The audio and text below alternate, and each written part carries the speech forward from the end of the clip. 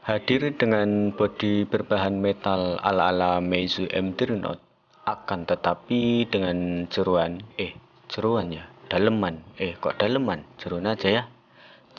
seperti Meizu M3 Mini. Inilah hasil perkawinan silang dari keduanya, Meizu M3S.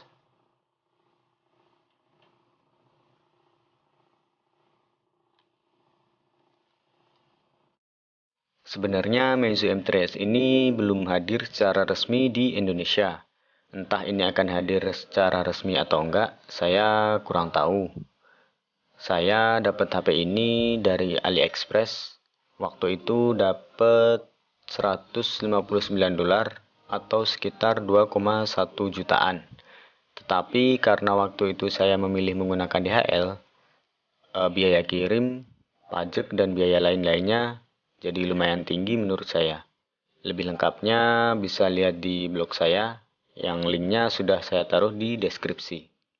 Sekarang mari kita lanjut ke review dari Meizu M3S ini. Meizu M3S hadir dengan desain unibody berbahan metal di bagian back covernya. Metalnya terasa lembut namun sedikit licin menurut saya. Tapi dengan ukurannya yang kecil, membuat HP ini tetap nyaman kok ketika dioperasikan menggunakan satu tangan, karena HP ini memberikan grip yang cukup baik ketika dipegang.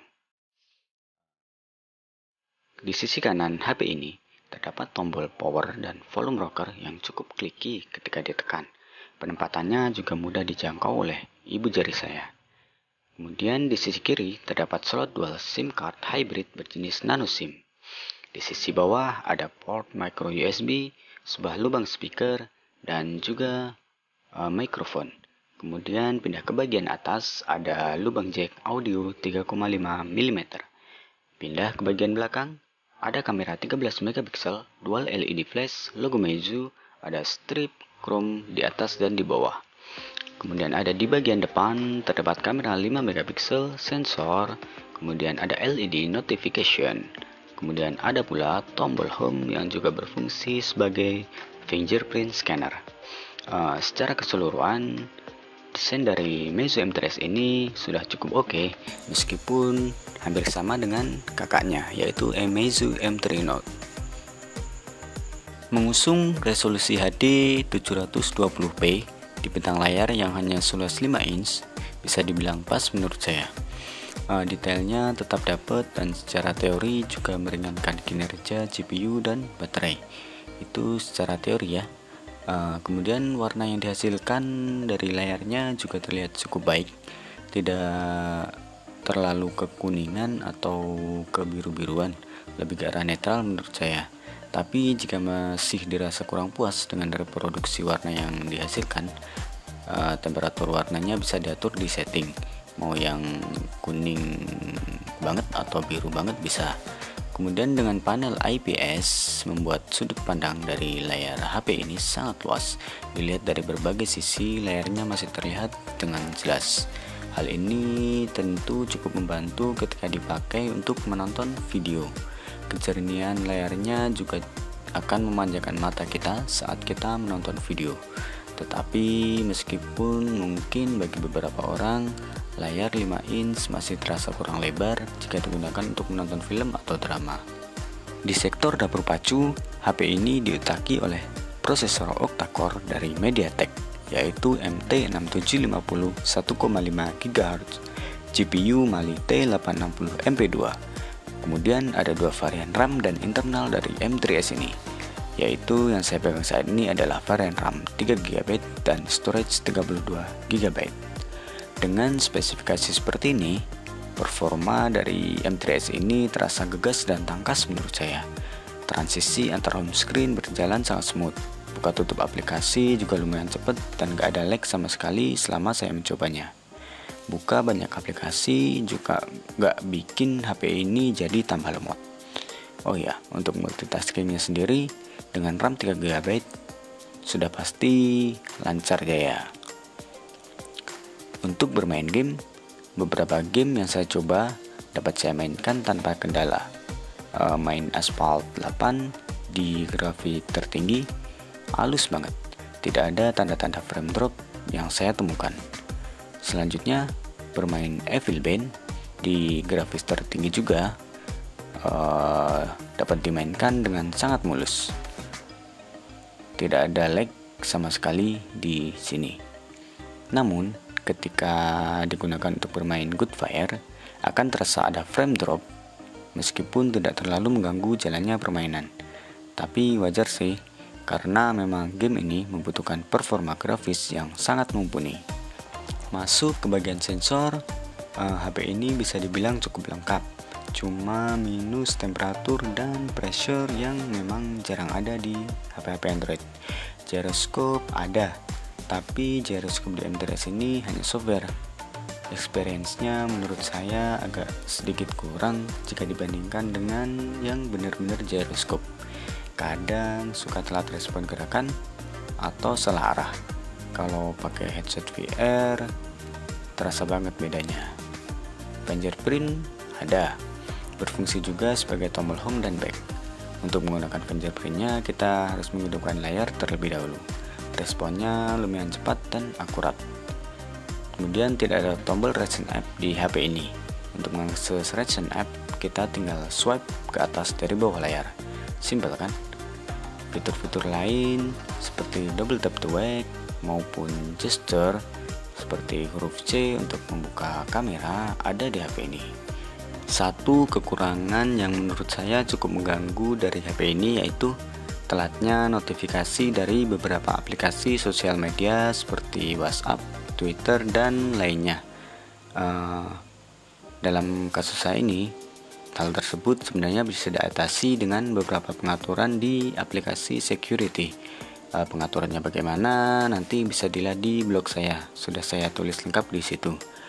Setelah beberapa pengaturan-pengaturan tadi, akhirnya notifikasi pun berjalan dengan lancar di HP saya. Tidak telat lagi seperti sebelumnya.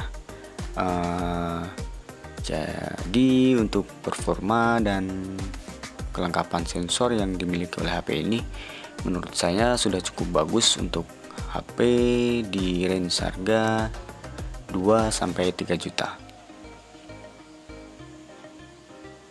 Membawa baterai sebesar 3020 mAh, HP ini bisa menemani kegiatan sehari-hari saya dari pagi hingga malam.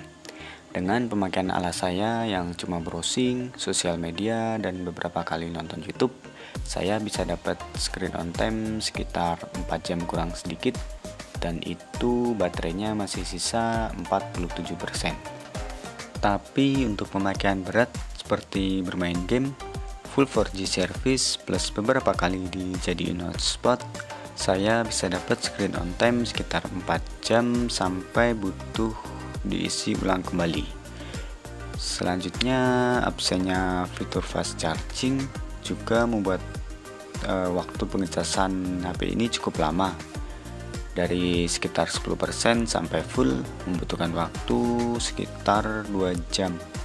Di sektor kamera, HP ini dipersenjatai dengan kamera beresolusi 13 megapiksel dengan aperture f2.2 dan ditemani dual LED flash.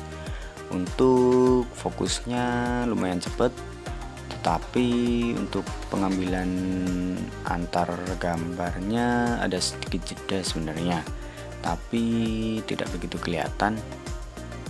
Kalau untuk pengaturannya lumayan lengkap, ada auto, manual, video, beautify, panorama, light field, slow motion, dan GIF. Untuk pengaturan manualnya, kita bisa mengatur exposure atau shutter speed, kemudian ISO. Selanjutnya ada white balance dan manual focus. Berikut adalah hasil dari kamera Meizu M3S.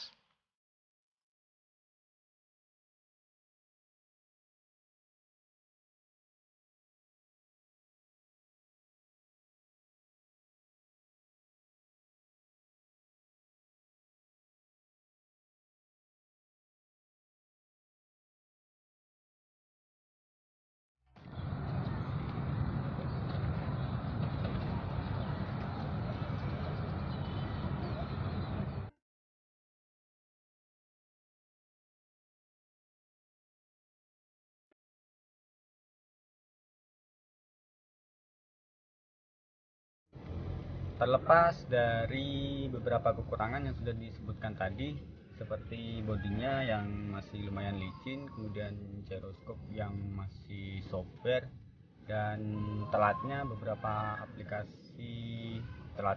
notifikasi dari beberapa aplikasi sosial media. Kalau teman-teman mencari HP dengan kriteria yang sama seperti saya, yaitu ukuran yang compact dengan layar maksimal 5 atau 5,2 inch, lebih suka fingerprint di depan, performa yang sangat baik, baik itu dari segi multitasking maupun gaming sampai tingkat menengah, UI yang ringan dan cepat, plus bonus sudah langsung root, internal storage minimal 32 GB, dan kamera memiliki pengaturan manual untuk shutter speed dan ISO. Meizu M3S ini sepertinya sudah cukup untuk memenuhi ekspektasi teman-teman semua.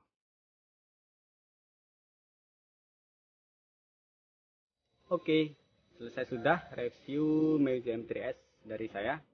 Keputusan untuk membeli atau nggak membeli itu ada di tangan teman-teman semua. Saya undur diri. Wassalamualaikum warahmatullahi wabarakatuh. Jadi kayak ceramah ya. Ciao.